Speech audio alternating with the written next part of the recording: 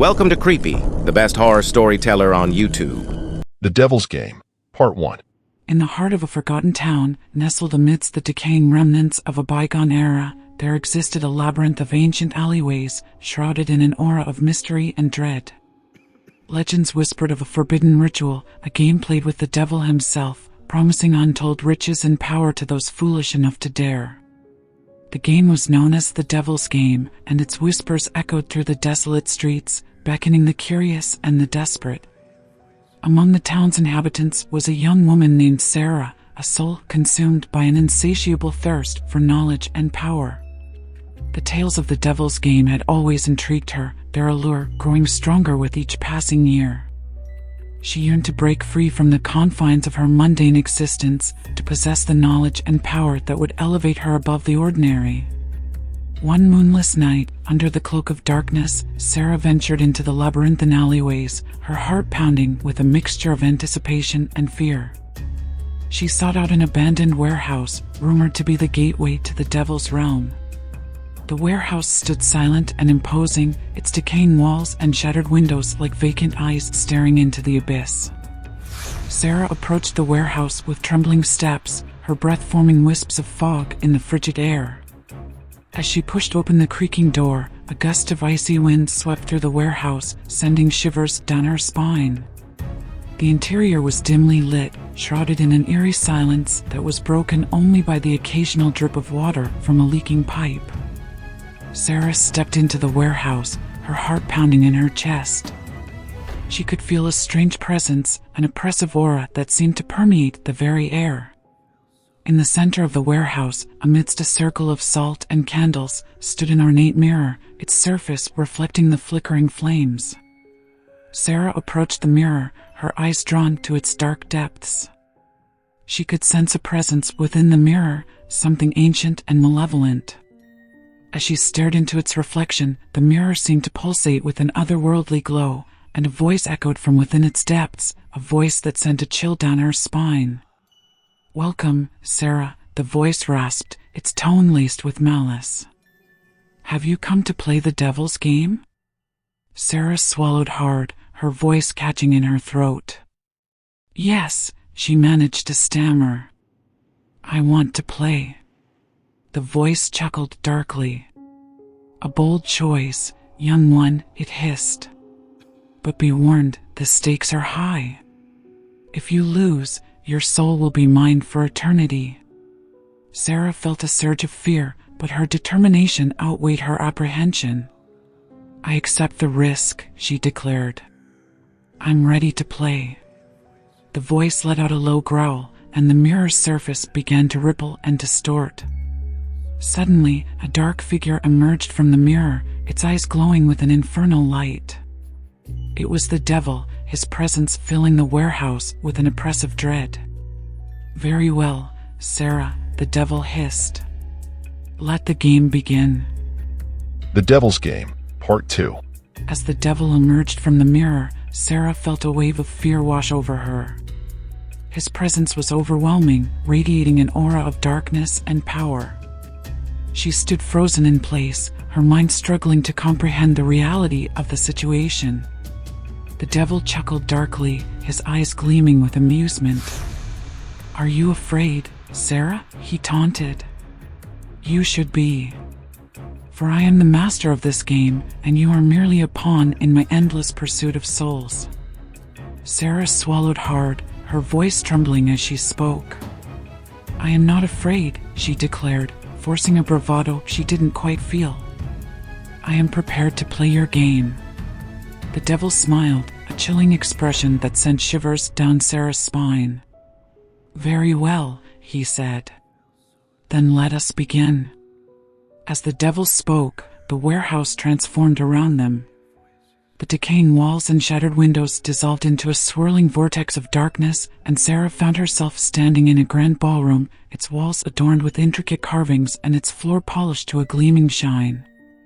In the center of the ballroom stood a table, covered with a velvet cloth and laden with an assortment of tempting objects, jewels, gold coins, and books filled with arcane knowledge.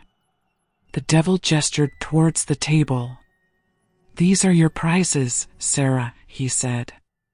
If you win the game, they will all be yours. Sarah's eyes widened with desire.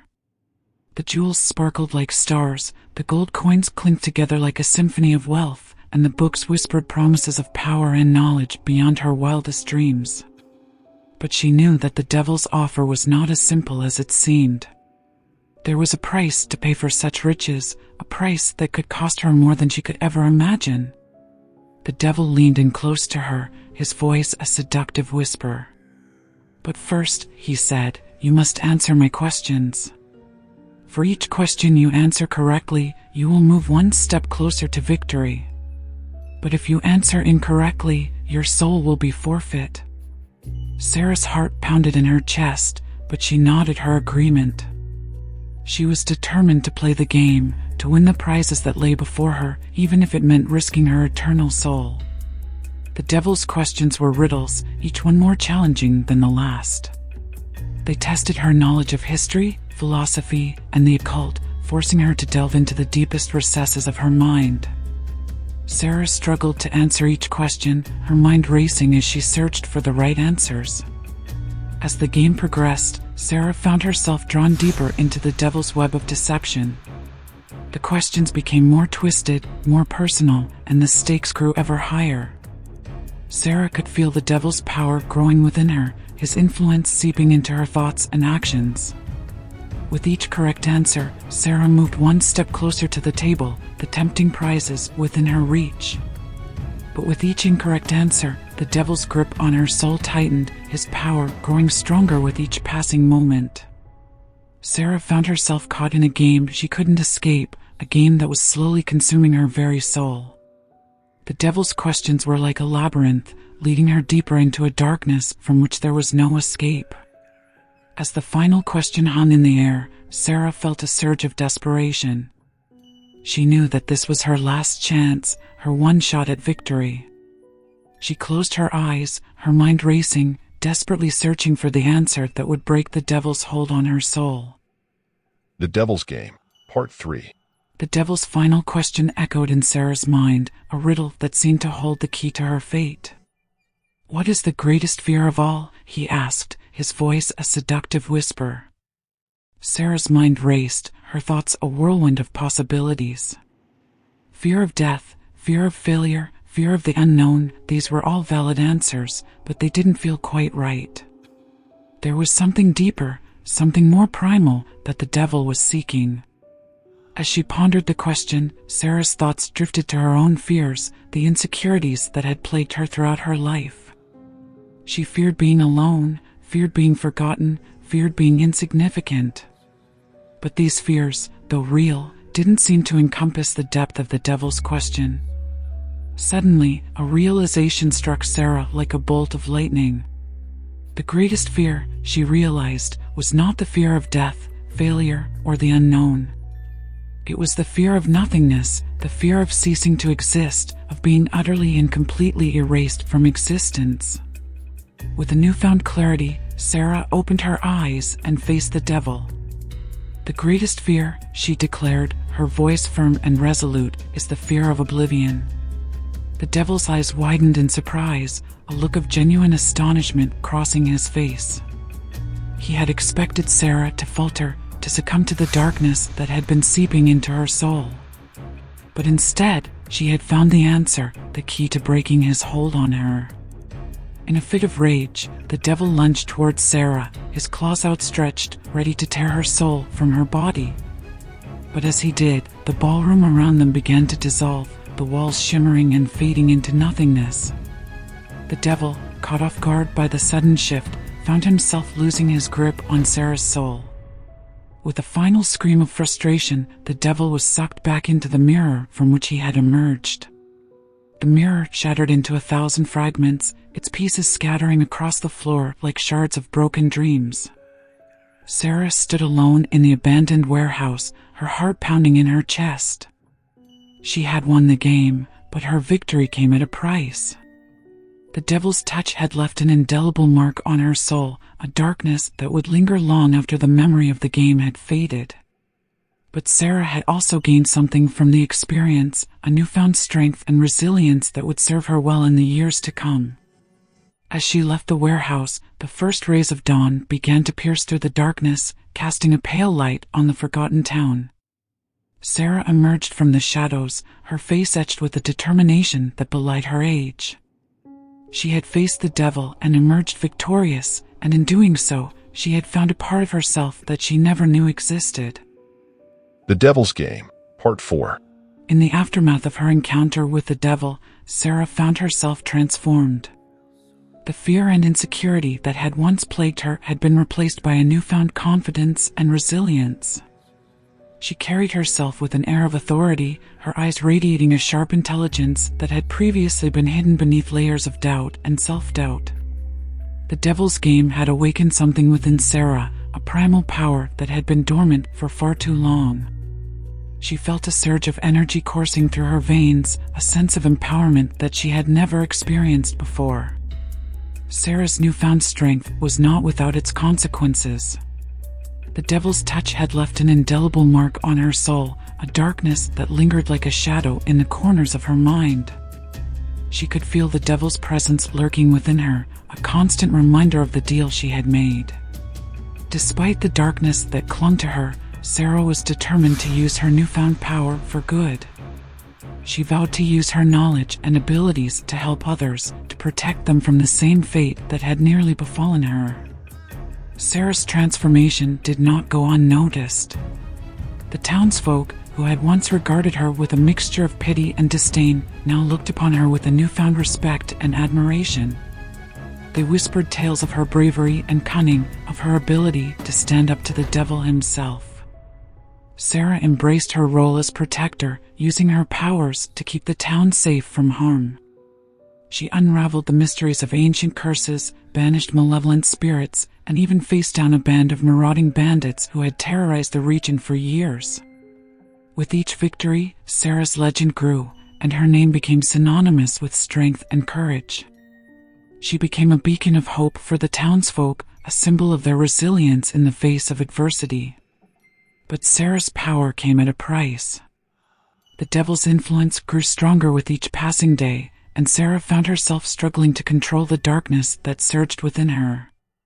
She fought to maintain her humanity, to prevent the devil from consuming her soul entirely. The battle raged within Sarah, a constant struggle between light and darkness.